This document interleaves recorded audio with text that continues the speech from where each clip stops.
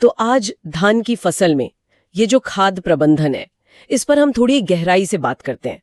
हमारे पास जो जानकारी है उसके आधार पर ये समझने की कोशिश करेंगे कि फसल की दूसरी और तीसरी खाद कब और कैसे डालनी चाहिए, है ना, ताकि धान हरा भरा रहे, कल्ले भी अच्छे से निकलें और बालियां बढ़िया आए।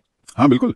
धान की फसल में देखिए वो जो शुरू के 20 से 40 दिन होते हैं ना, वो बढ़त और फुटाव के लिए बहुत ही नाजुक होते हैं। अच्छा। इसी दौरान अगर सही पोषण मिल गया तो समझिए अच्छी पैदावार की नींव पड़ जाती है। तो ये जो दूसरी खाद की बात है, इसके लिए 20 से 25 दिन का समय इतना जरूरी क्यों माना गया है? देखिए इस समय पौधे तेजी से बढ़ रहे होते हैं, उनको नाइट्रोजन की बहुत जरूरत होती है। इसीलिए कहा जाता है कि भाई 35-40 किलो प्रति एकड़ यूरिया तो डाल ही दें। सिर्फ यूरिया, या मतलब बढ़त को और अच्छा करने के लिए कुछ और भी मिला सकते हैं? हाँ मिला सकते हैं। अगर पहले इस्तेमाल नहीं किया है तो इसी समय वो जो समुद्री घास वाली खादें आती हैं, जैसे सागरिका है, हाँ सागरिका, हाँ वो करीब 10 किलो प्रति एकड़ डाल सकते हैं। या बायोवीटा, धानुका गोल्ड भी हैं, इनसे बढ़त अच्छी मिलती है। पर एक बात ध्यान रखनी है, क्या? कि अगर धान में पीलापन दिख रहा हो तभी मैग्नीशियम सल्फेट या फेरस सल्फेट डालें, वो भी कोई 6-7 किलो प्रति एकड़, वरना जरूरत नहीं है। अच्छा ठीक है, ये तो हुई पोषण की बात। लेकिन इस समय फसल को कोई खतरा भी होता है, मतलब कोई कीड़े वगैरह का? हाँ बिल्कुल।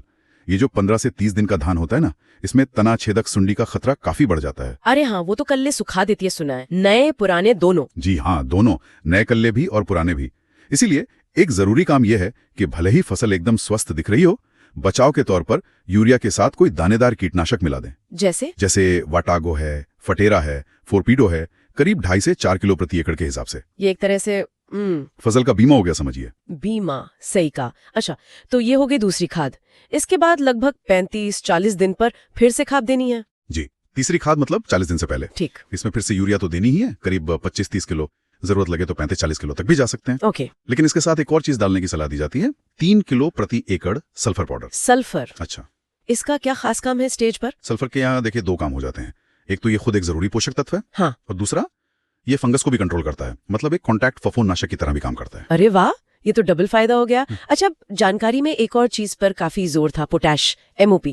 लेकिन ये भी कहा गया कि किसान इसे अक्सर नजरअंदाज कर देते हैं, ऐसा क्यों है? सही कहा आपने, पोटैश असल में थोड़ा महंगा पड़ता है। अच्छा, महंगा होने की वजह से? हाँ, तो किसान भाई कई बार या तो कम डालते हैं या फिर सोचते हैं चलो छोड़ो, लेकिन ये बहुत बहुत जरूरी है। आप सोचिए, पौधे ने पत्तियों में जो खाना बनाया है, हाँ, उस खाने को बालियों तक कौन पहुंचाएगा? वो पोटाश ही तो है। अच्छा, ये काम पोटैश का है। जी। अगर पोटैश कम हुआ तो दाने पिचक जाएंगे, वजन कम रह जाएगा, दानों में वो चमक नहीं आएगी जो आनी चाहिए। तो ये तो बहुत नुकसान वाली बात है। तो इसे कब और कैसे देना सबसे सही रहता है? देखिए, सबसे अच्छा तो ये है कि पहली या दूसरी खाद के साथ ही दे दें, करीब 15-20 किलो प्रति एकड़। ओके। अगर मान लीजिए तब नहीं दे पाए, चूक गए, तो जब बालियां तने के अंदर बन रही होती है ना, जिसे गोब अवस्था कहते हैं, हाँ, गोब अवस्था, उस समय 15 किलो प्रति एकड़ मिट्टी में मिला सकते हैं। और एक और तरीका है स्प्रे का, NPK 0050 या 13-045 का स्प्रे कर सकते हैं, 1 से 1.5 किलो प्रति एकड़ के हिसाब से। ठीक है, ये पोटैश की बात समझ आ गई। एक और बड़ी दिलचस्प चीज का जिक्र है, माइकोराइजा। ये क्या होता है? हाँ, माइकोराइजा, ये असल में एक किस्म की फंगस है, लेकिन फायदेमंद फंगस। फायदेमंद फंगस, जी। ये जड़ों के साथ जुड़ जाती है और एक पूरा जाल सा बना लेती है मिट्टी में।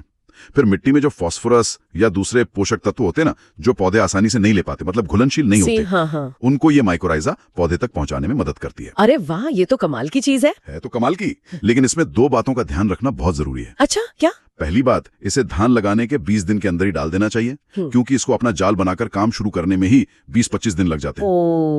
तो जल्दी डालना जरूरी है। और दूसरी बात सबसे अहम है, ये एक जीवित फंगस है, जिंदा चीज है। अच्छा, तो जिस खेत में इसे डाल रहे हैं, वहां इसे डालने से 10 दिन पहले और डालने के 7 से 10 दिन बाद तक कोई भी केमिकल वाला कीटनाशक या फफूंदनाशक मिट्टी में नहीं डालना है। बिल्कुल भी नहीं? बिल्कुल नहीं, वरना ये फंगस मर जाएगी और सारा पैसा और मेहनत बेकार। बाप रे, तो ये तो बड़ा नाजुक मामला है। मतलब अगर माइक्रोराइजा इस्तेमाल कर रहे हैं तो फिर केमिकल फफूंदनाशक या कीटनाशक नहीं डाल सकते उस दौरान? जी, कम से कम उस पीरियड में तो बिल्कुल नहीं। ये तो बहुत ध्यान रखने वाली बात है।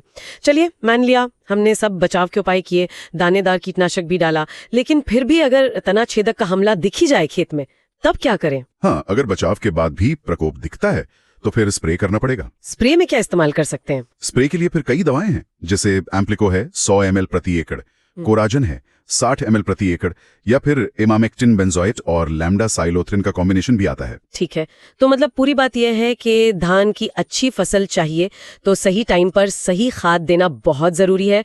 यूरिया तो है ही, लेकिन साथ में सल्फर, पोटाश और जरूरत पड़े तो माइक्रोन्यूट्रिएंट्स भी। और तना छेदक से बचाव के लिए पहले से सोचना होगा। बिल्कुल।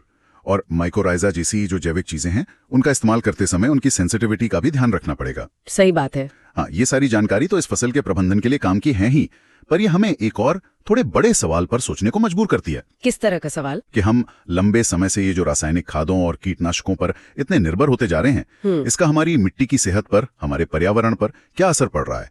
क्या हमें पोषण प्रबंधन के कुछ और टिकाऊ तरीके खोजने की जरूरत नहीं है? ये एक सोचने वाली बात है। बिल्कुल, ये एक बहुत जरूरी सवाल उठाया है आपने। इस पर भी विचार करना चाहिए।